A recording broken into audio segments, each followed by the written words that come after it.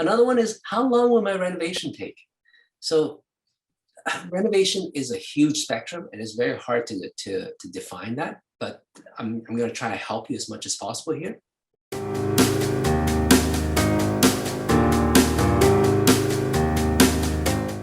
The scope of work is what dictates how long a renovation takes.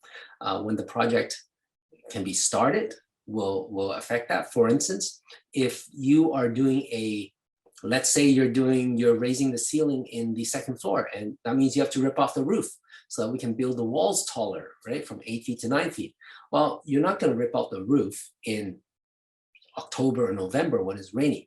You want to do that in August. So planning and staging the renovation is very important, and it will affect the duration of your renovation.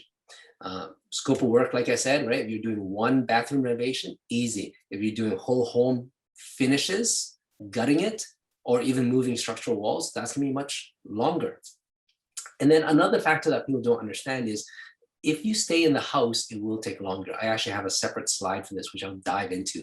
But living in a renovation will always stall a renovation. So if you're thinking of doing that and wanting a fast renovation, that's not gonna work. Okay, so yeah, just as a guideline, and again, this is actually, I should clarify, this is before the COVID delays, but a simple one-room renovation could take as short as 2 weeks. That's if you can line everything up. The conversation that we've been having before the webinar actually started was all the material delays, the production delays. That's really pushing timelines now. So this is pre-COVID numbers for durations.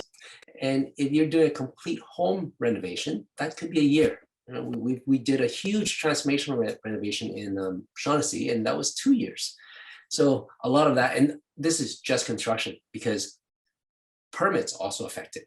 So City of Vancouver typically takes longer.